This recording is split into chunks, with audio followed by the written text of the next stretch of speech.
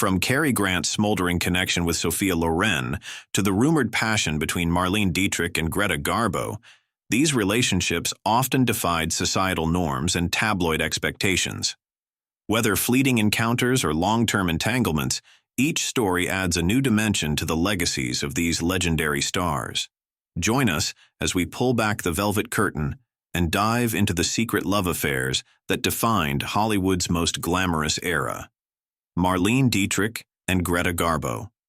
Marlene Dietrich and Greta Garbo, two of the most iconic actresses of Hollywood's golden age, were rumored to have shared a passionate affair in the early stages of their careers. The relationship is said to have occurred in Europe long before either achieved international stardom. While Dietrich was known for her flamboyant, unapologetic personality, Garbo was intensely private and preferred to stay out of the spotlight unless it was for her work. Their contrasting personalities added intrigue to the rumors of their romance. This alleged affair was kept secret for multiple reasons. First, the early 20th century was not a time when same-sex relationships were openly discussed or accepted, especially in Hollywood, where public image was tightly controlled by studios. Additionally, Garbo's introverted nature and Dietrich's calculated, enigmatic allure meant that neither was likely to publicly acknowledge such a relationship, even if it were true. Hollywood insiders whispered about their connection, but the actresses themselves remained tight-lipped, feeding the mystery surrounding them. The rumors resurfaced decades later, when author Diana McClellan published The Girls, Sappho Goes to Hollywood in 2000. McClellan presented evidence suggesting the two met while working on the Joyless Street Inn. 1925, a German silent film, and their brief romance ended on sour terms. Letters, interviews, and accounts from those who knew them hinted at a love that began with intense admiration, but ended with hostility, explaining why they later seemed to avoid each other in Hollywood circles. Cary Grant and Randolph Scott. Cary Grant and Randolph Scott lived together for almost 10 years in the 1930s. They moved from a small apartment in Greenwich Village to a big house in Santa Monica. Living together was unusual at the time and showed they were very close. They appeared together in many magazines. Fan magazines like Modern Screen featured their joint interviews and photos. They were often seen swimming, eating together, and playing with their dog. These pictures looked more like a romantic couple than just friends. Friends and people who knew them spoke about their deep bond. Bill Royce said Cary called Randolph the love of his life. Jerome Zerby, a photographer, mentioned he loved both men, hinting at a special connection. Scotty Bowers shared stories of their affectionate behavior, like cuddling and gentle talks. Richard Blackwell wrote that they were deeply, madly in love. Cary Grant later admitted to Bill Royce that he was in love with Randolph Scott. He described their relationship as romantic and said it caused him great pain when they parted. This confession shows their bond was more than friendship. When Cary married Virginia Cherrill, Randolph felt sad and missed Cary a lot. Cary also protected their relationship even after his marriage. These actions show they cared deeply for each other. In Hollywood, being openly gay was dangerous. Grant and Scott had to hide their true feelings. Their public image was a cover for their real relationship. All these signs suggest that Cary Grant and Randolph Scott were more than just friends. Their lives and actions point to a deep, romantic bond between them. Katherine Hepburn and Spencer Tracy. A love relationship as complicated as it was devoted, the bond between screen greats Katherine Hepburn and Spencer Tracy stretched across 3 decades and 9 films, including Woman of the Year and Guess Who's Coming to Dinner. But their off-screen union would remain publicly unacknowledged throughout Tracy's life as the couple maintained separate residences and never wed. Hepburn loved Tracy a lot. In her book, she wrote, "I loved him. I would have done anything for him." Their friends saw how much they cared for each other. Lauren Bacall said Hepburn was blindingly in love with Tracy. They met while filming Woman of the Year in 1942. From the start, Hepburn found Tracy irresistible. Their chemistry in movies made fans think they were a real couple. Gene Kelly remembered seeing them holding hands and talking quietly on the studio lot. Even though people in Hollywood knew about their closeness, they kept it hidden. Tracy was a strict Catholic and stayed married to his wife Louise, even though he loved Hepburn. He often lived away from his family, dealing with anxiety and depression. When Tracy got sick in the late 60s, Hepburn took time off her work to care for him. She wanted him to feel happy and safe. Rumors about their true feelings spread, but they never talked openly about their love. Their love stayed strong until Tracy died in 1967. Hepburn didn't talk about their relationship publicly until after Tracy's wife passed away in 1983. Their love story remains one of Hollywood's best-kept secrets. Joan Crawford and Marilyn Monroe. Joan Crawford and Marilyn Monroe, two of Hollywood's most dazzling stars, were rumored to have shared a brief and passionate affair, an encounter that remains one of the most intriguing whispers in Hollywood lore. While both actresses exuded unmatched charm and sensuality, their alleged connection was not publicly acknowledged during their lifetimes, largely because of the conservative societal norms of the era and the immense pressure to uphold their carefully crafted public images. The story of their secret liaison came to light decades later, thanks to revelations in the book Victim: The Secret Tapes of Marilyn Monroe by Matthew Smith. In the book, Smith referenced private recordings between Monroe and her psychiatrist, Dr. Ralph Greenson, which uncovered Marilyn's candid confession about her intimate encounter with Crawford. According to Marilyn, the two women shared a night together that began in Joan's bedroom. She recalled Crawford had the best of her life. While Marilyn described the moment with her signature openness, she admitted that she didn't enjoy it as much and declined Crawford's advances for a second encounter. This alleged affair likely took place early in Marilyn's career, a time when Crawford was already an established star. Monroe, known for her willingness to share truths about her life, dropped this bombshell years later during her psychiatric sessions. While Monroe's confession shocked many, Crawford's silence on the matter added to the enigma, leaving fans and biographers to endlessly speculate on the dynamics between the two legendary actresses. James Dean and Pier Angeli. James Dean and Anna Maria Pierangeli met in 1954 at Warner Brothers Studios. Dean was a young star, just starting his big roles in movies like Rebel Without a Cause. Anna, born in Italy, was also rising in Hollywood. She had won awards for her acting and worked with stars like Marlon Brando and Kirk Douglas. They first met while making The Silver Chalice. Sparks flew right away. Fans and paparazzi loved seeing them together. Dean called Anna Annarella and gave her jewelry. They often escaped to a quiet cottage by the sea. Anna remembered walking on the beach together, holding hands, and feeling deeply connected. Their relationship was Dean's first serious one.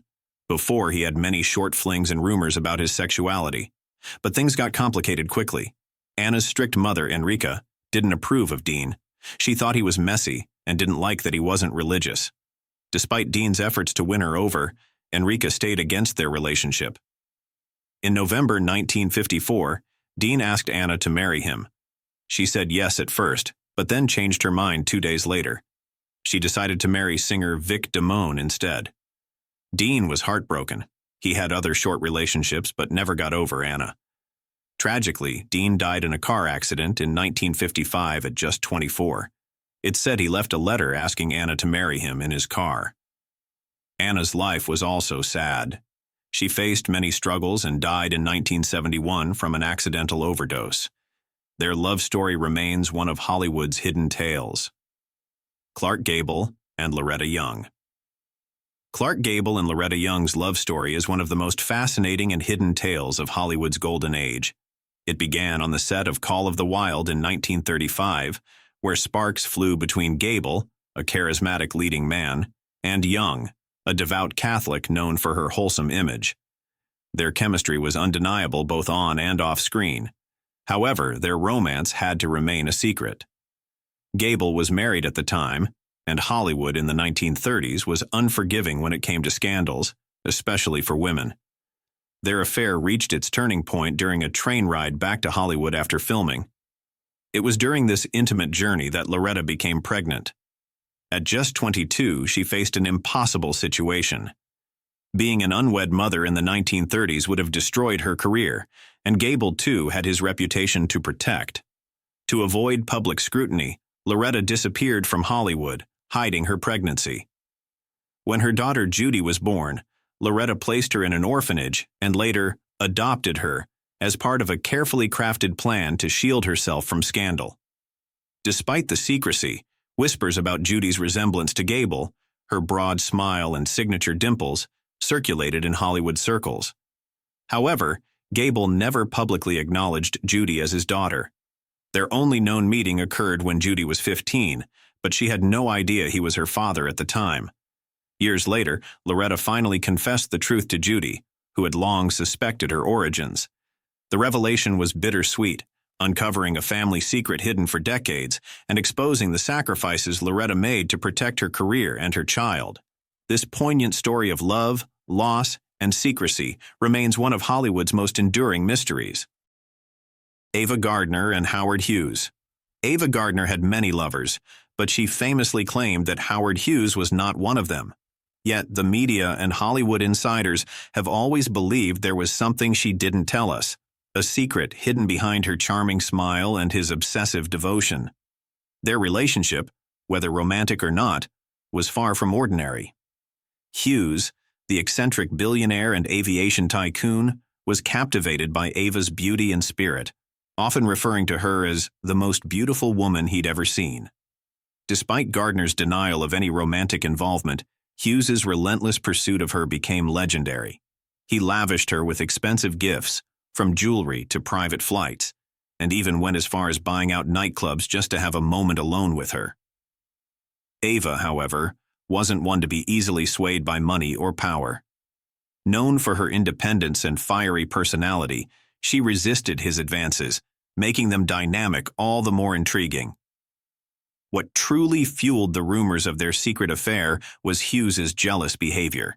He kept tabs on Ava's every move, hiring private detectives to follow her and intercepting her phone calls.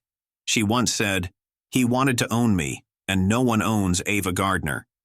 Still, there were moments when the line between friendship and something deeper seemed blurred. The two often shared long conversations and intimate dinners, and Hughes even stepped in to help her during difficult times, further deepening the mystery of their connection. While Ava insisted there was no romance, the world remained skeptical. Was Hughes simply an unrequited lover, or was there more to their story than Ava let on? Their enigmatic relationship continues to spark curiosity, a testament to the enduring allure of Hollywood's most glamorous secrets. Rita Hayworth and Victor Mature. Rita Hayworth and Victor Mature's affair in 1942, during the filming of My Gal Sal, was one of the many love stories hidden behind Hollywood's golden facade. Known for her unmatched beauty and charm, Hayworth had a reputation for becoming romantically involved with her leading men, and Mature was no exception. Both were at the height of their youth and allure, and their chemistry on set quickly translated into a passionate off-screen romance. At the time, Hayworth was already navigating a complicated personal life, having recently divorced her first husband, Edward C. Judson. Mature, equally captivating and charming, became her confidant and lover during the filming. The pair shared a deep connection, and their love affair reportedly continued even after the cameras stopped rolling. However, as their careers soared, their relationship faced challenges. Hayworth was rapidly rising as Hollywood's ultimate love goddess, while Mature, known for his rugged good looks, became a leading man in his own right. The pressures of fame and demanding schedules began to take a toll on their romance. Success, while thrilling, created distance and complications that neither could fully overcome. Hayworth, who would go on to marry 5 times in her tumultuous life, and Mature, who also wed 5 times, were kindred spirits in their shared restlessness. Despite the fleeting nature of their affair, their connection remains a testament to the intense but often ephemeral nature of love in Hollywood's glittering, fast-paced world. Barbara Stanwyck and Robert Taylor. Barbara Stanwyck and Robert Taylor's marriage has long been shrouded in speculation, with rumors suggesting it was more of a carefully managed arrangement than a conventional love story. The two were married for 12 years, from 1939 to 1951, and were often celebrated as one of Hollywood's golden couples. However, whispers among insiders hinted at a more complex dynamic, one that allegedly allowed both stars to discreetly explore their personal preferences. Stanwick, known for her commanding screen presence and independent spirit, was rumored to have had relationships with women throughout her life. Her refusal to conform to traditional gender roles, both in her personal style and choice of roles, only added to the speculation. Similarly, Taylor, known for his matinee idol good looks, was said to have quietly pursued same-sex relationships while maintaining the public image of a devoted husband. Hollywood in the 1940s was a place where appearances mattered deeply, and studios often orchestrated marriages to protect their stars' reputations. Many believe that Stanwick and Taylor's union was one such arrangement, mutually beneficial in shielding them from the era's pervasive judgment and prejudice. Despite the rumors, the two appeared to have genuine affection and respect for one another. When they divorced in 1951, it was reportedly amicable, with both citing irreconcilable differences. To this day, their marriage remains a fascinating chapter in Hollywood history, a story of love, companionship, and the intricate balance between private truths and public facades. Vivien Leigh and Peter Finch. Vivien Leigh and Peter Finch's relationship was one of the most tumultuous and controversial affairs in Hollywood and British theater history. It began in 1953 on the set of Elephant Walk in Ceylon, now Sri Lanka, where Leigh, already struggling with her mental health and marriage to Laurence Olivier, found herself drawn to the dashing Finch. Their chemistry was undeniable, and their relationship quickly spiraled into a full-blown affair, shrouded in secrecy, but impossible to hide from those around them.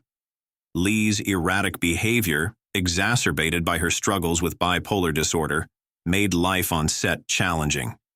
Finch, captivated by her beauty and intensity, became both her lover and her caretaker. The two shared moments of passion and anguish, with Leigh's manic episodes frequently disrupting their work. On one occasion, her paranoia led to a dramatic outburst on a plane, forcing the crew to sedate her. Despite these challenges, Finch remained by her side, further deepening their connection. Their affair was not a secret to Leigh's husband, Laurence Olivier. In what can only be described as a surreal triangle, Olivier tolerated the relationship, seemingly prioritizing Leigh's fragile mental state and the need to maintain public decorum over personal grievances. Leigh and Finch would openly hold hands at Notley Abbey, the home she shared with Olivier, creating a spectacle for their inner circle and the Stratford theater community. The relationship deeply affected Finch, who later described Leigh as a force of nature, simultaneously fascinating and destructive. For Leigh, Finch represented both an escape from her crumbling marriage and a reflection of her increasingly chaotic world. Their affair ultimately ended when Leigh's mental health deteriorated to the point that she had to leave Elephant Walk, replaced by Elizabeth Taylor.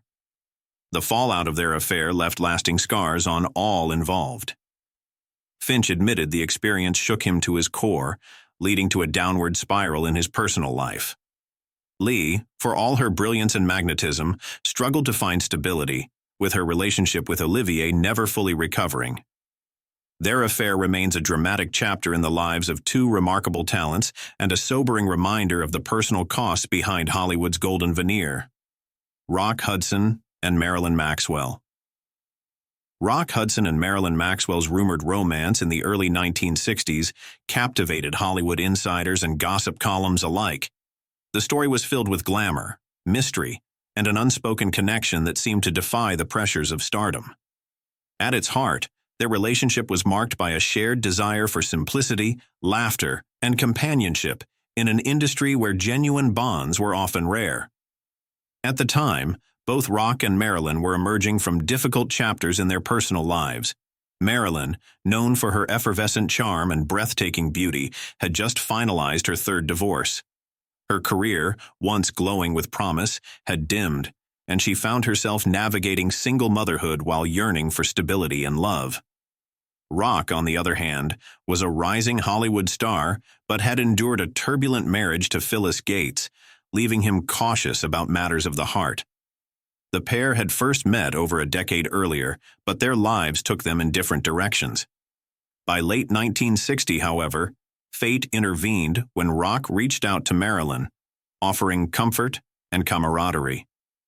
Their first date rekindled a spark, leading to quiet evenings filled with music, home-cooked meals, and heartfelt conversations.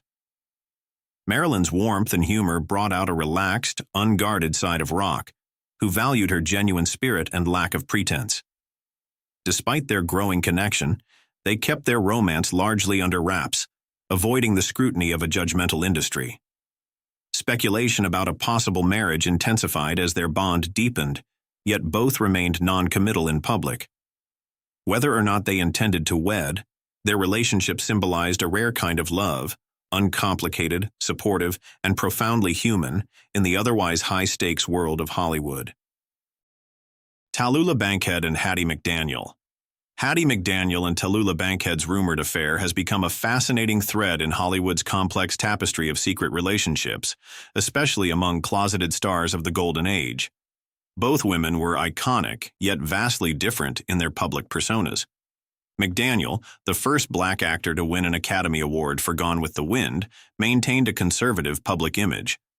Bankhead, on the other hand, was an outspoken, unapologetically provocative figure whose wild reputation often overshadowed her career achievements. In real life, McDaniel was married 4 times, but her relationships often ended in divorce, and she lived in a world where her private life was heavily scrutinized. Bankhead, meanwhile, was more openly rebellious about her sexuality, boasting about numerous affairs with men and women, and even casually introducing herself as a lesbian at parties. Yet even with her brazen personality, Bankhead never explicitly confirmed the rumored relationship with McDaniel, leaving the truth shrouded in mystery. Jean Harlo and William Powell. Jean Harlo and William Powell's love story is one of Hollywood's most poignant yet understated romances. The platinum-haired bombshell and the suave leading man first crossed paths while working together on Reckless in 1935, and their chemistry both on and off screen was undeniable. Harlo had just ended her 3rd marriage, and Powell was captivated by her beauty, wit, and free-spirited charm. The pair began dating shortly after, forming a deep bond that lasted 2 years. Though they were reportedly engaged, Powell never publicly confirmed their relationship, reflecting the pressures of Hollywood's golden age to maintain a certain image. Instead of a traditional proposal, Powell gifted Harlo a stunning 152-carat sapphire ring, a gesture that symbolized their affection without formalizing their commitment. The two were inseparable, often seen together at glamorous Hollywood parties, yet their romance remained relatively private. Their relationship was tragically cut short when Harlo fell gravely ill during the filming of Saratoga in 1937. At just 26 years old, she passed away from uremic poisoning, leaving Powell heartbroken. In a testament to his love, Powell paid for her funeral and continued to honor her memory by keeping fresh flowers at her grave for many years after her death. Their story, filled with passion, devotion, and an untimely ending, remains a bittersweet chapter in Hollywood's history, highlighting the fleeting yet profound connections formed in the midst of fame and glamour. Mae West and Cary Grant. The two stars worked together on She Done Him Wrong in 1933, where their undeniable chemistry lit up the screen. West, known for her bold sexuality and audacious personality, was the dominant force in her films, often relegating her male co-stars to mere eye candy. Yet Grant, with his charisma and sharp wit, managed to hold his own, creating a dynamic that audiences found electric. Off-screen, rumors swirled about their relationship, with many speculating that their on-screen tension mirrored a real-life attraction. Mae West, famously unabashed about her personal life, never explicitly confirmed or denied the affair, adding fuel to the gossip. Meanwhile, Grant, known for his guarded nature, remained silent, leaving the truth shrouded in mystery. Some accounts suggest that West was deeply enamored with Grant, captivated by his charm and elegance, while others claim their relationship was purely professional, driven by mutual respect. The dynamic between the two extended beyond the usual co-star camaraderie. West reportedly insisted on a 7-day rehearsal period before filming began, a rarity at the time, suggesting her desire to explore and refine their interaction. On set, she often teased and tested Grant, but he never allowed himself to be overshadowed. Instead, he developed a style of staying still, letting the allure of his character grow as he became the pursued rather than the pursuer, a technique that would later define his career. While their alleged romance remains unproven, the legacy of their pairing endures. Cary Grant's suave, restrained performance in She Done Him Wrong marked a turning point in his career, and Mae West's unapologetic dominance solidified her as a Hollywood icon. Whether or not they shared a secret affair, their partnership left an indelible mark on cinema history. Judy Garland and Tyrone Power. In 1943, Judy Garland was having an affair with Tyrone Power and became pregnant. This wasn't a random affair. This was a love affair, and by all accounts they were mad for each other. It was after Tyrone was shipped off to fight in World War II that Judy learned she was pregnant. Judy informed Tyrone and also confided the news to her best friend and roommate, Betty Asher, who, unbeknownst to Judy, was spying on her on behalf of MGM and reporting all of her activities to the studio executives. MGM did not want their songbird to be tarnished by any scandal, and they certainly didn't want her to marry someone who wasn't controlled by MGM, but a competing studio. So they instructed Asher to convince Judy to abort the baby and drop Power. Asher went right to work and started by not mailing Judy's letters to Tyrone, monitoring her calls, messages, and mail, so Tyrone wouldn't be able to get through to Judy. Up until now, he wrote constantly and called when he could, so it concerned Judy that Tyrone had stopped contacting her after learning she was pregnant.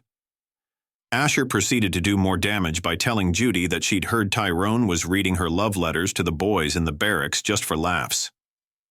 We can only imagine how a sensitive and already insecure person like Judy took this news. Asher finally convinced a heartbroken Judy to abort the pregnancy. I don't know if there had been any reunion between Judy and Tyrone, or if they ever compared notes on the betrayal.